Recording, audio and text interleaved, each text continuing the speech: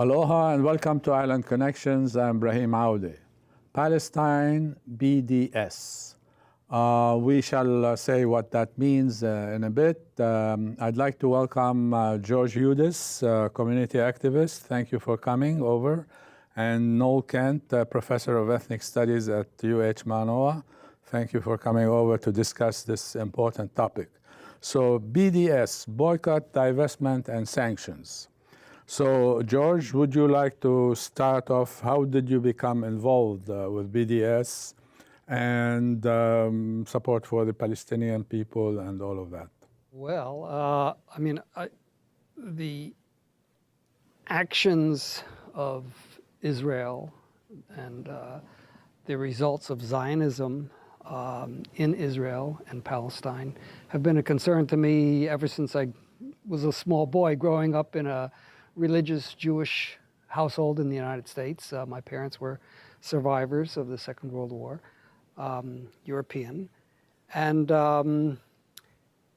for many years, going back to the 70s, the 80s, what I saw being done by Israel to the Palestinian people, I thought was a violation of basic humanitarian principles. I also thought that it reflected very poorly on the humanitarian traditions of Judaism. And so I've been critical of that. And as we have seen Israel grow ever more powerful, and after 67, its oppression of Palestinians only increase, there's been an obvious search and a need to do something that could bring about some form of justice, peace with justice between the Palestinians and the Israelis. And I think Boycott, Divestment and Sanctions is a movement that has come of age. It really became a movement, so to speak, around 2004, 2005. In the absence of our ability to curb the policies of the United States government, it was a way of trying to bring pressure on Israel to change its policies. I think it was also and is also a way of creating a worldwide movement, giving people a sense that they can take some actions to change what we see going on in Palestine, Israel today. And it seems to periodically just get worse. Today, we see what's going on in Gaza.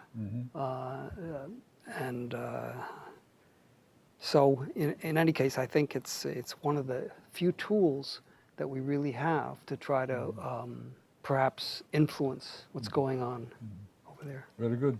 Noel, how did you become involved in or support of BDS and support the demands of the Palestinian people? Well, like George, I also grew up in a Jewish family and with Jewish tradition, and I always had a sense that Jewish people had adhered to a certain moral standard. And in 1969, I went to Israel and just to try to understand what was going on in the conflicts there. Worked on a kibbutz, and I was really taken aback by the way that Palestinians were treated, being shoved off of buses, and just the sort of apartheid nature of the society, and that really it really angered me. When I came back, I tried to tell people around me, most Jewish people, about what the realities in Palestine were, and they really didn't want to hear it. So this sort of turned me into an activist over the years. And I remember on the UH campus way back when apartheid was still official policy in South Africa. We're talking 1980s, late 80s into the 90s. We basically had a tent city outside of Bachman Hall that to force the South African government to basically renounce apartheid and the oppression of its majority black citizens. And that was, that along with people around the world who did it was immensely effective. So when BDS came along with the boycott, divestment and sanctions, I thought, this worked in South Africa. Maybe since, as George says, nothing else is working, you know, in terms of public policy to change the Israeli hard line on Palestinian rights, this might be a reasonable alternative. And it really pleases me to see BDS gathering steam, and the fact that its opponents are now denouncing it and financing all kinds of ways of disrupting BDS tells me we're really making some progress. Yeah, yeah. Yeah, that's good. But before we continue on with this, like the impact of BDS and the opposition to BDS and the relationship of the United States foreign policy to Israel and its opposition, U.S. opposition to BDS as well, maybe there is this website, bdsmovement.net, and it tells you something about BDS, like what it is, etc.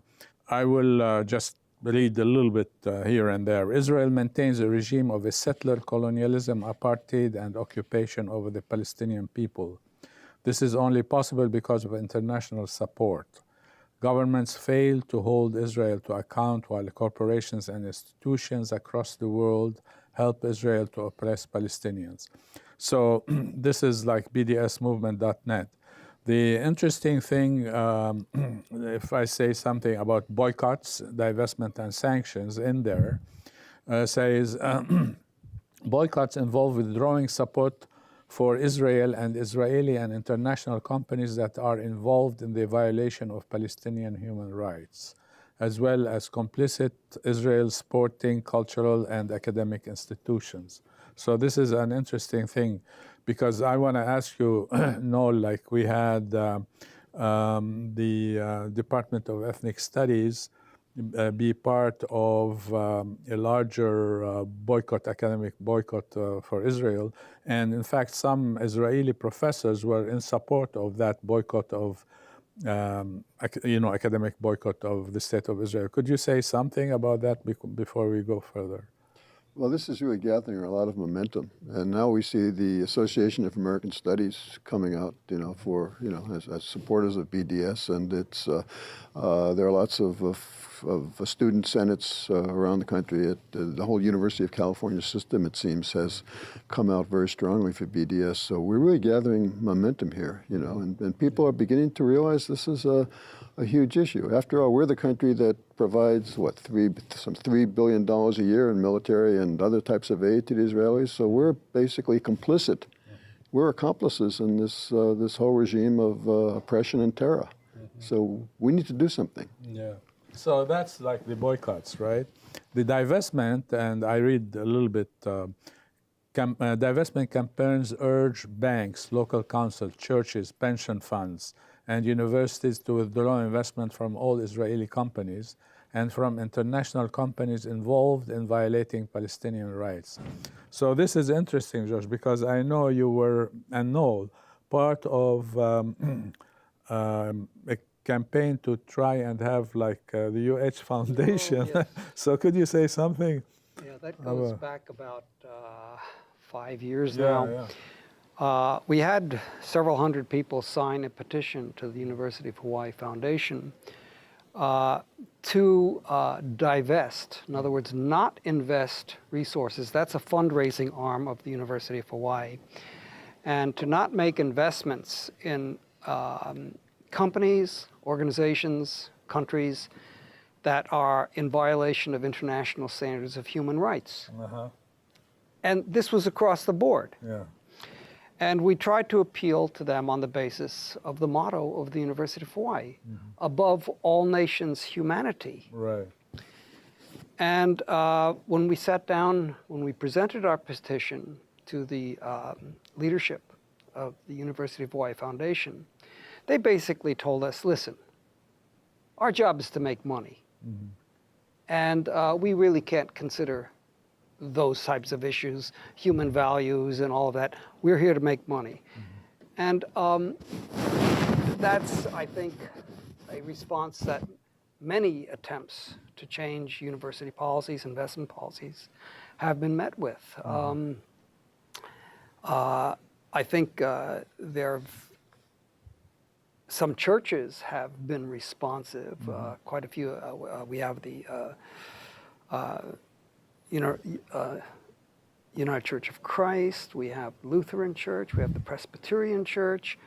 We have the Mennonite Church. We have the Quaker Church. They have all divested, taken positions for divestment. In other words, not investing any of their resources in companies that are profiting from the Israeli occupation. Now, generally, the churches have distinguished between the post-67 occupation, and they're saying, okay, companies participating, making money in the settlements and all that, that's something we don't have anything to do with. The whole question of what's going on in so-called Israel proper is another matter. And of course, the BDS movement tries to address that as well, because Palestinians do not have equal rights in Israel. Contrary to many people's impressions, they are second-rate citizens, and it's also part of the system of apartheid. But I think we have an interesting situation, because Zionism is a nationalist system. It's kind of and it translated what used to be a Judaism, which was an ethical system, a search for ethical living, into nationalism, the nation above everything.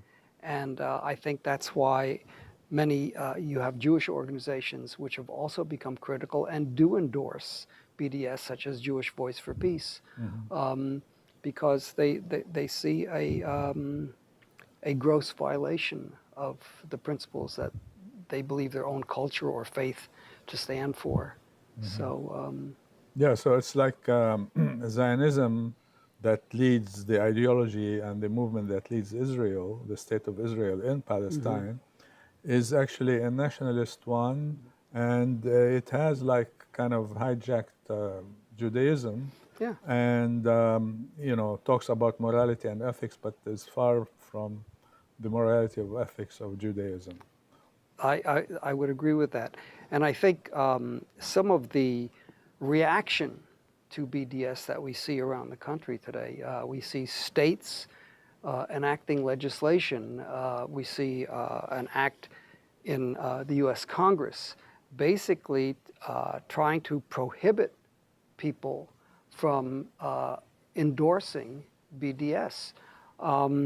So that in some states today, they've passed laws that if you endorse BDS, you cannot get a contract with the state.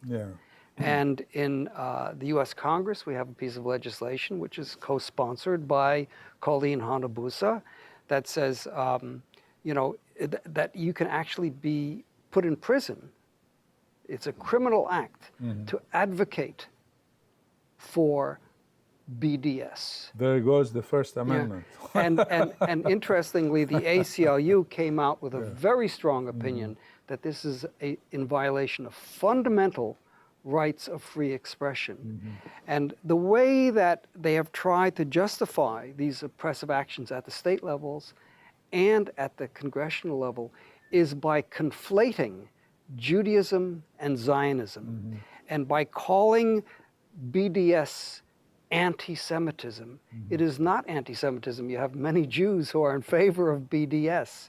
It is an anti-Zionism. It is a movement against the violations of human rights that are being conducted by Israel under the Zionist banner. But then if you're Jewish and you have this position, they would call you a self-hating Jew. Some would, yeah, that's I mean, so that's how ridiculous these guys are in their propaganda.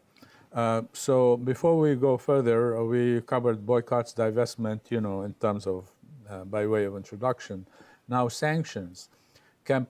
Sanctions campaigns pressure governments to fulfill their legal obligation to hold Israel to account, including by ending military trade, free trade agreements, and expelling Israel from the international forums such as the UN and FIFA.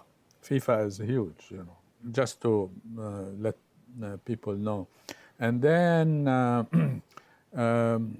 it says here, inspired by the South African anti-apartheid movement, the Palestinian BDS call urges nonviolent pressure on Israel until it complies with international law by meeting 3 demands.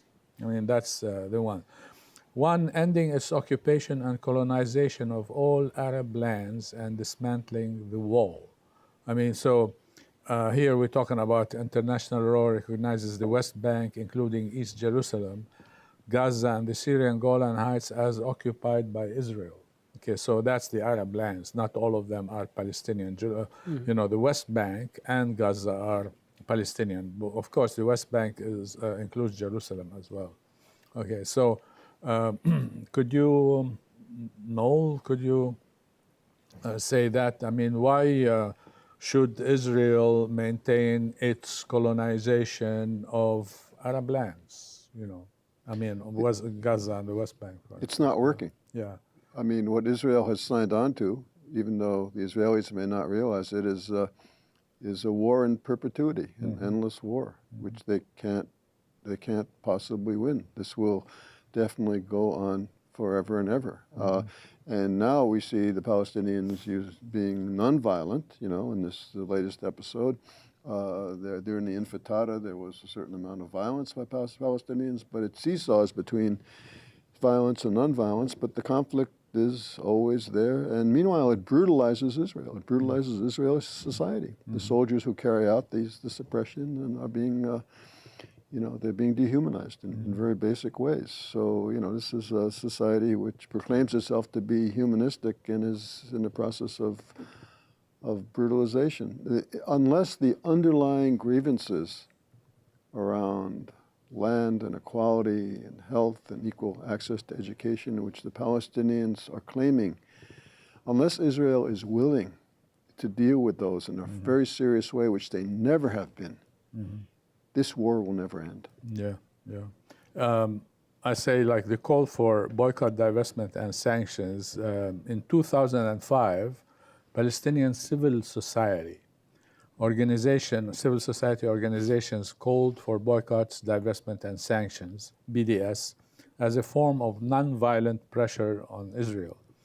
The BDS movement was launched by 170 Palestinian unions, political parties, refugee networks, women's organizations, professional associations, popular resistance committees, and other Palestinian civil society bodies. So that's like, it's a huge thing, and it comes from an indigenous call to action, nonviolent action against an occupier who violates international law, humanitarian law, the Fourth Geneva Convention, and all of that in its treatment of the Palestinians. I would say in the occupied territories, the Gaza Strip and the West Bank, including Jerusalem, but also inside 1948 lands, when Israel was... Did you want to say something? No. That's a tougher issue. Yeah. I mean, that gets, that is an issue which is really, that's problematic, But certainly we can start with what's happening in Gaza and the West Bank, and then move on from there. But I'm saying, like, Israeli treatment of Palestinians, as George was saying, like, inside they are second-class citizens, although some people said, Middle Eastern Jews are second-class citizens for all practical purposes, and the Palestinians are third-class citizens in the state of Israel and Palestine. Some of the statistics, the data seems to indicate that Palestinians make, in terms of per capita income, is about 1/10. These are Palestinians living inside of Israel proper. Yeah. And that immediately tells us there's something very wrong here. There's no equality. In fact, in terms of occupation, education, everything that counts, Palestinians are third-class citizens. Yeah. And another proof of this is like March 30th was a commemoration of what Palestinians call Land Day, Day of the Land. And that happened in the Galilee, which is part of Israel, now the state of Israel, where it confiscated hundreds of acres of Palestinian lands, citizens, Israeli citizen lands, but they are Palestinian, indigenous. Since it started in 1976, March 30th, 1976, and every year since, it has been commemorated, only like, 8 days ago or whatever that commemoration was.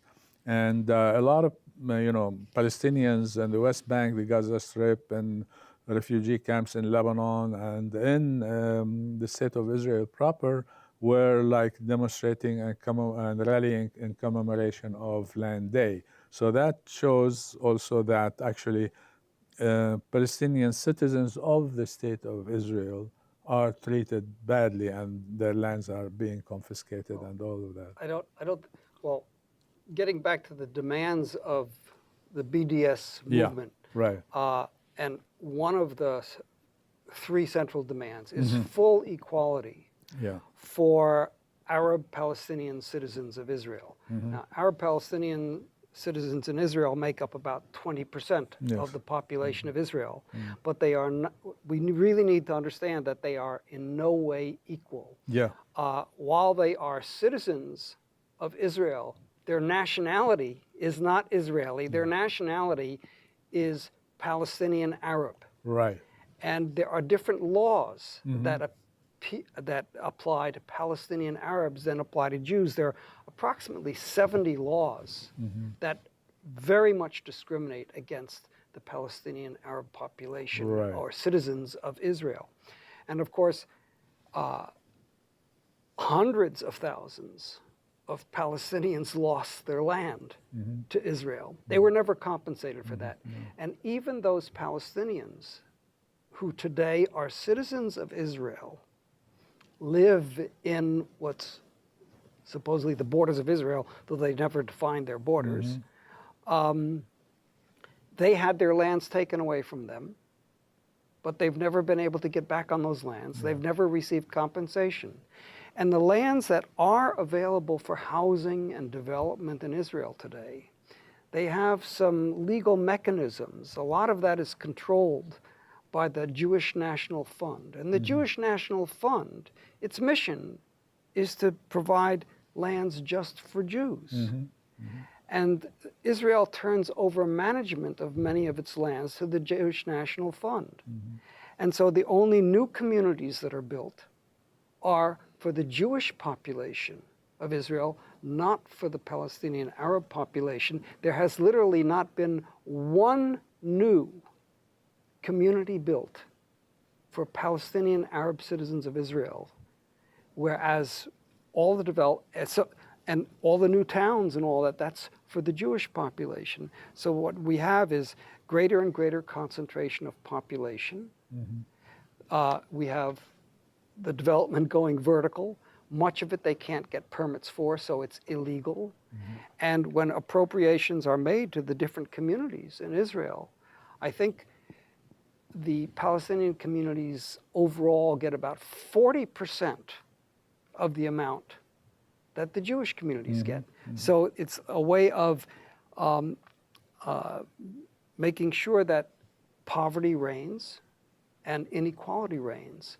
So this is just one of the major mechanisms by which inequality is enforced in Israel. And that's why full equality for the Arab Palestinian citizens of Israel is a central demand of the BDS campaign.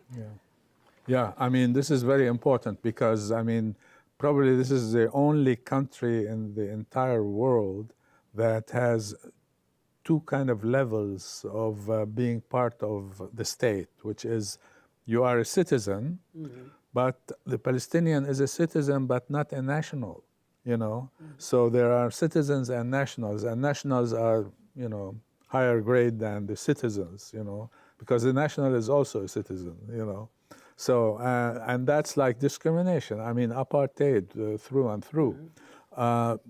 But just to remind us, like, the first demand of 3 is ending its occupation and colonization of all Arab lands and dismantling the wall. We will talk about the wall and what it does later on. And then the second demand, the one you mentioned, but I just want to read, recognizing the fundamental rights of the Arab Palestinian citizens of Israel to full equality. That's the one. I'm not going to read anything there. And the third, Does this represent something else we might talk about? Just this. Does this represent the kind of conscious or unconscious ethnic cleansing also? This notion of remember Golda Meir's old statement about a land for people who do not have land, and take away the land from people. If, a land without people. And I wonder, people without land. And I wonder if this is part of it. Basically, there's this underlying notion that if we can make life miserable enough for them, these people will leave. Yeah, they will exactly. Leave. So there's a kind of ethnic cleansing mentality here. Yeah, I mean, I'm Palestinian, right? And we are all like Americans, right? I'm a citizen and a national of the U.S. You see, so there is no differentiation between citizen and national. You have like German background, you have Russian background, etc. But we are all citizens and nationals of the United States. You see, so this is the difference between even the U.S. and the State of Israel. This is an important thing. The other thing that is critical in terms of ethnic cleansing, I mean, Ilan Pappé wrote a book, who's like an Israeli Jew, who calls himself Palestinian now. He wrote this book out of Israeli archives, military archives, and so on, by and large, called The Ethnic Cleansing of Palestine, how the Jewish, how Israel was, established. But also there's another book by Susan Nathan, and you met her when she came here. She's an interesting woman and activist. She wrote this book in 2005, The Other Side of Israel, My Journey Across the Jewish-Arab Divide. And what she does is exactly what, in that book, what she reveals is exactly some of the things you have talked about, which is the apartheid, the inequality. Like if you want to build a house in an Arab town, you would have to jump through hoops to try and get a permit to build a house, and most of the time they don't give you the permit. I mean, education is like degraded in Palestinian towns, etc., etc. So she was so disgusted with the entire thing that she left Israel, Jewish areas, and went and lived in a small village now. It's a Palestinian village called Tamra. She's still there, living there, and people like welcomed her in open arms and all of that. And she's fighting for equality for the Palestinians. Yeah, so. And that's something which, if a person travels to Palestine, Israel, and you go, in Israel, if you don't just go to the Jewish communities, if you go and visit the Palestinian Arab urban areas, it becomes patently obvious that they're crowded in. They have no place to go. I mean, this was one thing that last time I was there in 2004, it's a story that just greets you full face. And then, of course, these areas, they're more crowded. They don't have the social services that the Jewish areas have. They don't have the infrastructure support. So things look a little bit more dirty. They look more impoverished. And so people, it's a nice way of reinforcing people's racist stereotypes of an inferior people. Yeah, right. These stereotypes are very important, because what shocked me when I was in Israel was just the way in which talking to the Israelis about the Palestinians. I mean, these horrendous stereotypes of violent terrorists and all of this. I mean, this is way before ISIS and way before, I mean, no, it's even worse. This is it's much worse now, and this in a sense this is self-created. This is by Israeli violence, and that's they don't understand that. And by having this structural situation where the populations are kept separate because the communities, but even before the war, even within Israel, I mean, it's almost impossible for a Palestinian to get housing in a Jewish a developing area, and so you have Palestinian Israelis and Jewish Israelis. They live in separate areas. They go to separate schools. They don't mix.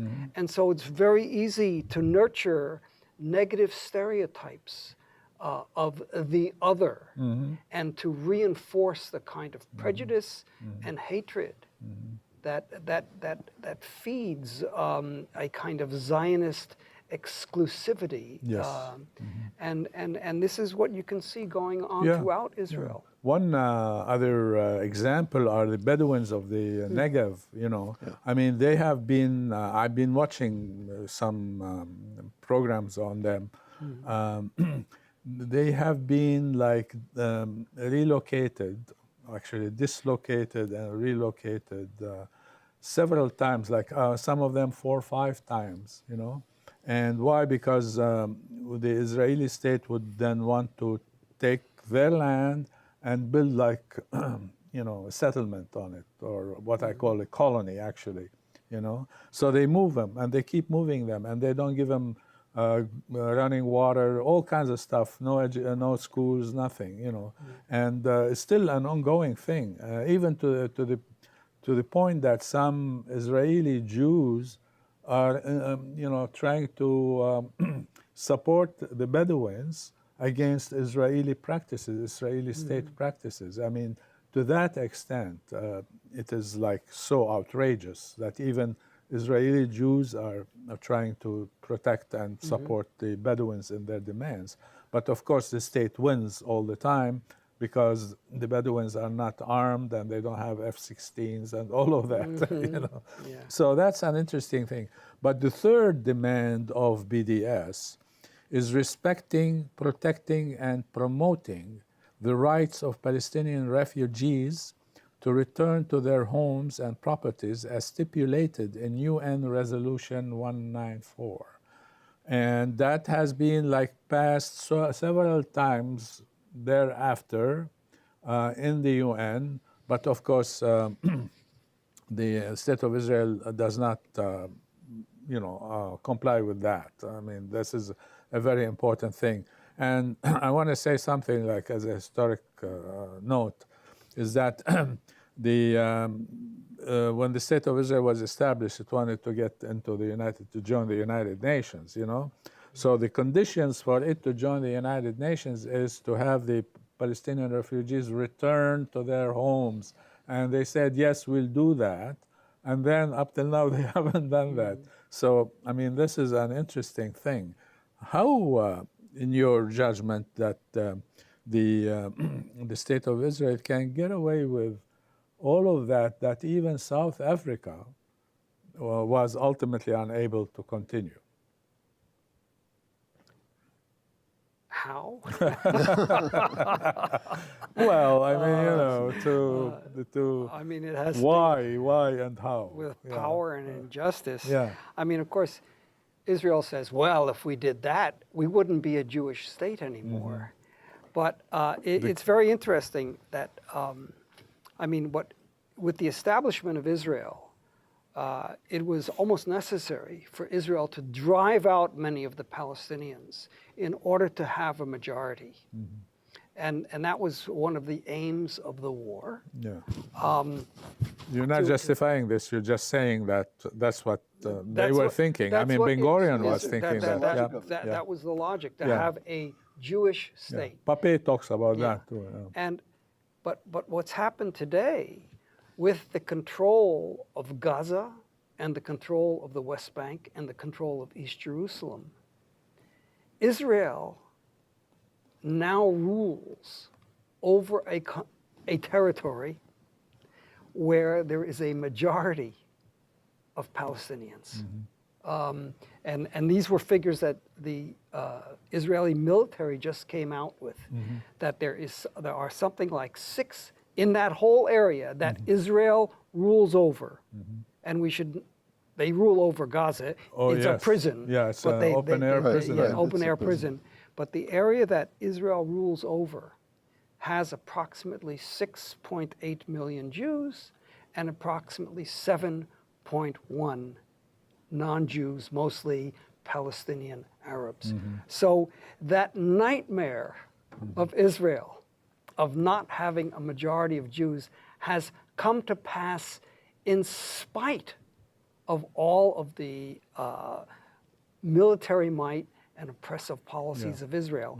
And so they are faced with a real quandary today as to just how long can they continue to exist? How long can they continue to claim to be some sort of democracy what they're not? I mean, some people use the term ethnocracy. But this is the situation which is faced today. So when Israel would say, oh, we can't comply with UN Resolution 194 and let the Palestinian refugees return because we wouldn't be a Jewish state anymore. But why would you want to be a Jewish state? Well, that's or a Christian state or whatever state. And that's a whole other issue. But today, they no longer are a Jewish majority anyway, and what that actually begins to require an increasingly oppressive regime and increasingly notorious denials of the rights of the other, the basic human rights of the other. And the continuation of ethnic cleansing, as Noel was saying. Which ironically were denied to Jews in Eastern Europe and other places for decades, and ultimately wound up in genocide. That's this is to me, this is the ultimate irony, that when Jewish people are committing the same kind of violence and oppression against their own minorities, who what with the wall? When I think of the wall, I think of the wall in Warsaw. The ghetto wall that separated the Jews who were condemned from everybody else who was outside. This, and it was built by the Nazis. And there was an insurrection, a Jewish insurrection. There was an insurrection, and then it was wiped out by the Nazis. But I mean, at least the Jews stood for their human rights, and the rights as citizens. So why don't the Jews in Israel see the insurrection, whether it's Intifada or now, in terms of people marching to the wall, as duplicating what they did, what we did as Jews, 1943 and 1944. I mean, there's direct parallels to this, oppressed people rising up. Right. So that is like this 194. It says, like, since its violent establishment in 1948 through the ethnic cleansing, which we talked about, of more than half of the indigenous people of Palestine, Israel has set out to control as much land and uproot as many Palestinians as it can. And both, like inside Israel proper, like in 1948, and we gave multiple examples, including the Bedouins of the Negev, which is south of Israel, the desert, the Negev desert. And then, also on the West Bank and Jerusalem. I mean, a lot of settlers who are armed, they go in and kick out. I mean, if you are in your home as a Palestinian, they kick you out and take over the land, the house in Jerusalem, East Jerusalem. They take over the house, and the Israeli army is in support of them, protecting them, even though the settlers have arms as well, and Palestinians are unarmed. So that's the extent to which violation of international law, human rights, and rights. I mean, part of international law has to do with occupied land, and it says a number of things. One, that you cannot change the demographics of the occupied land. You cannot, make changes on occupied land, all kinds of stuff, which reminds me of this book by Elaine by Wiseman. I forget his first name. Wiseman, who was an architect, and he wrote a book called Hollow Land, and he talks about Israeli practices to change the contours and the demographics and also the structure, architecture of the West Bank, especially Jerusalem and so on. That there are like some Israeli Jews who have been in opposition to these kinds of Israeli state practices. Actually, if we go back to the history of BDS, there have been boycotts of Israel since 1945, the Arab League. And that was initially boycotts of Jewish Palestinians. Yeah. Then in '48, it became a boycott of Israel. Yeah. But in the latter '90s, Gush Shalom, which is an Israeli Jewish organization, they began publishing a list of companies that were operating in the West Bank, that were operating in the settlements and profiting from the post-67 occupation, the occupation of the West Bank and Gaza. They began publishing a list. And the purpose of publishing the list was you shouldn't sponsor these companies. Right. And that list actually has become quite important for the European Economic Community because the European Economic Community now, it was just a few years ago that they mandated that Israel had to indicate on the products that they were exporting whether they were made in the settlements or in Israel proper. Yeah, the West Bank. And of course, Israel complained mightily, we can't do that, because they were trying to disguise their products from the settlements. But because the settlements are a violation of international law, Yes. the European Economic Community said, no, you have to indicate where those products are coming from. You can't call those Israeli and sell them in Europe. So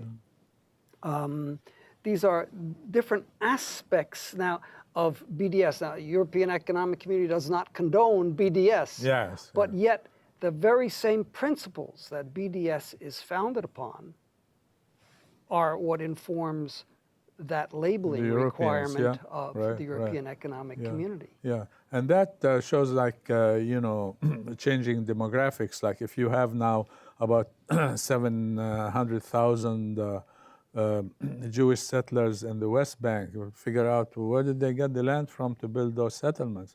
Well, they kicked you out of it as a Palestinian and took over, and they cut off the water for your own use so that they can have like swimming pools in the settlements and for use of the settlers in the settlements. I mean, that is ethnic cleansing, as you mentioned, continuing ethnic cleansing.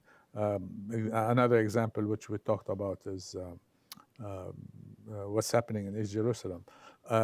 This book, Hollow Land, I remembered now the name of the first name of the author, Eyal Weizman. I mean, it's a very good book. Tells you about how Israel has changed the West Bank in multiple ways. Especially in terms of architecture and all of that. Just as Israel has tried to conceal the villages that were destroyed, about 500 villages, by having like forests there. And what kind of forests? Eucalyptus, non-indigenous kind of forests that really catch on fire very quickly. And they had like a couple of fires. I mean, recently, when was it? 2 years ago or something? Yeah, major forest fires. So that's like an interesting thing to talk about.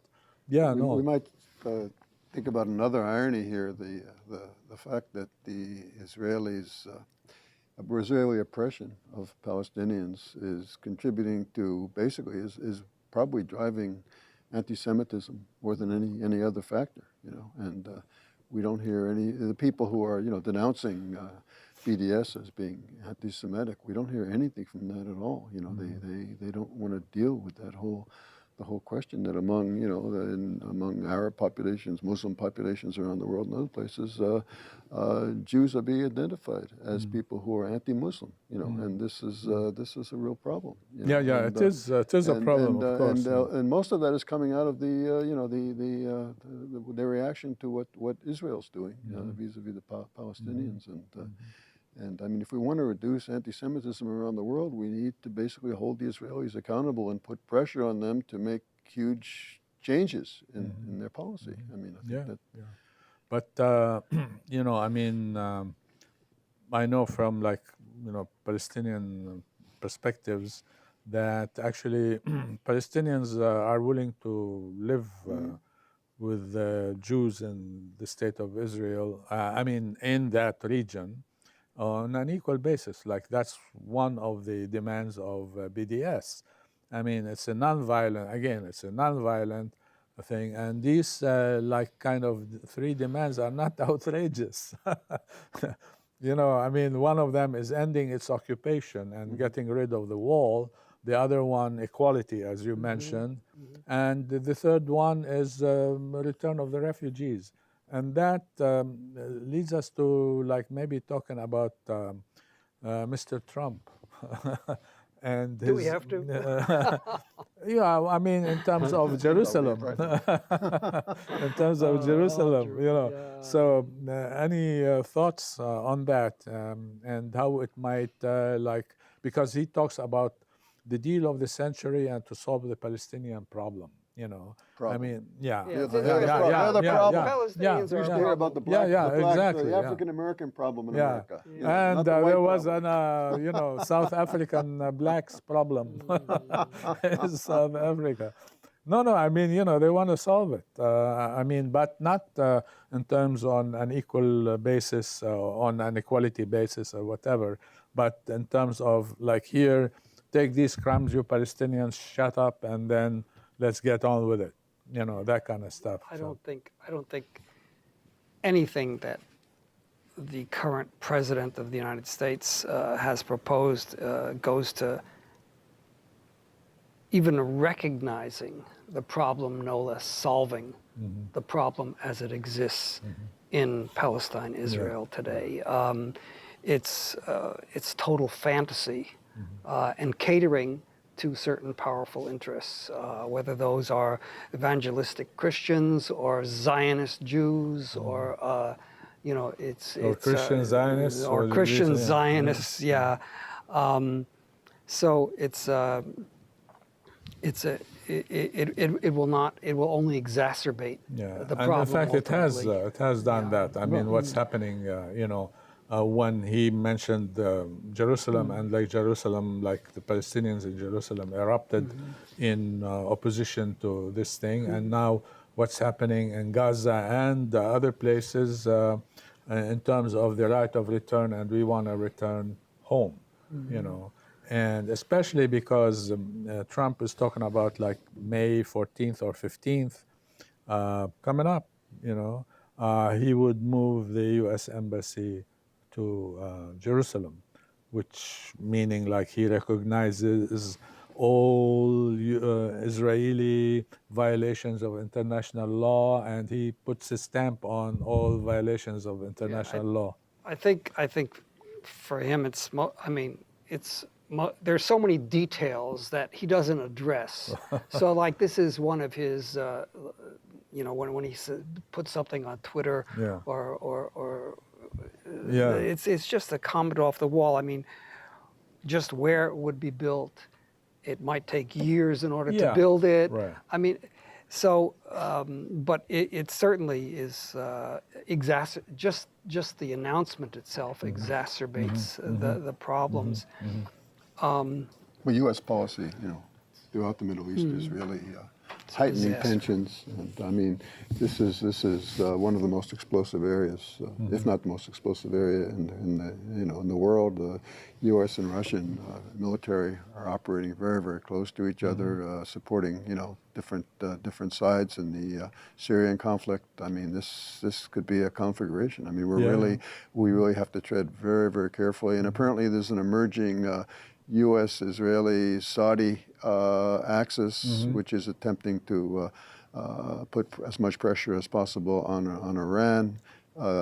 John Bolton is now talking about withdrawing from the Iranian pact that we made around atomic weapons. If we see an atomic Israel and Saudi Arabia, Israel and Iran possessing atomic weapons, and maybe the Saudis also, we're looking at a very, very, very dangerous and explosive situation. I mean, it's you have to really tread lightly. Yeah, and Israel is preparing for war now. I mean, there was yesterday, like today is the April 9th now. So yesterday there was, or actually this morning, there was an attack on a Syrian airport. We don't know who attacked, whether the Israelis or the Americans or both, in cahoots with each other.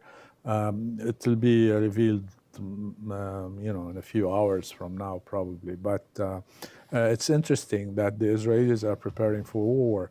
But at the same time, the Palestinians, new generations of Palestinians are saying, hey, we want to go back, just like E.T., I want to go home. So I want to go back. So that's an interesting thing. So the new generation has not forgotten, the tragedies and the injustices that their grandparents, their parents, and they are living under now in the West Bank, Gaza, inside the state of Israel and Palestine that was created in 1948, and also the people in the refugee camps, like in Lebanon. In Lebanon, we have about 12 or 13 refugee camps. You have about 350 to 400,000 Palestinians. I mean, there are Palestinians all over the world, including Hawaii. I mean, I'm one of them, but there are a lot of others. And we count probably about 10 to 11 million around the world, So this is something. I know, like in Brazil and Chile and Latin America in general, I mean, lots of Palestinians, over there. I mean, now they are like third generation, fourth generation, but still they have this kind of attachment to Palestine and so forth.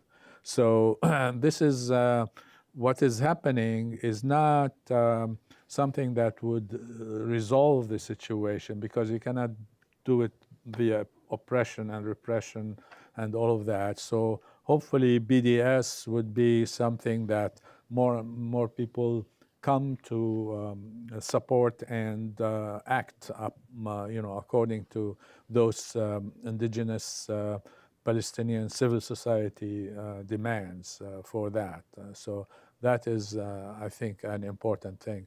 And, like the U.S.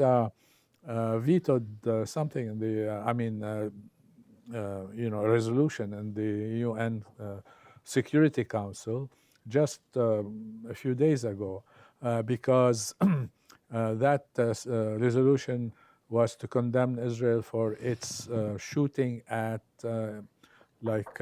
unarmed civilians protesting in the Gaza Strip, way away from the fence that the Israelis have put, So, I mean, this is an interesting thing. Why would the U.S. do that? I mean, that is the problem with the U.S., right, in terms of supporting Israel and vetoing everything that condemns Israeli practices, state practices against the Palestinians, because they say, oh, it is not balanced. It doesn't say also the Palestinians did this, that, or the other to the Israelis. So, any comments, further comments on BDS or actually the academic boycott Israel. Because you mentioned that before, but I mean, things are continuing on with the academic boycott. I think it's important for people to understand that the academic boycott is not a boycott of individuals. Yes. That the academic boycott, academic and cultural boycott of Israel, is a boycott of the institutions of Israel. So if somebody is coming in an official role from an Israeli institution, they're subject to that boycott. They are a target of that boycott. But if they're coming just as an individual human being, that they are not targeted in that boycott. And I think it's an important distinction, because people say, oh, you're just, violating individual rights and all that. It is not targeted at individuals.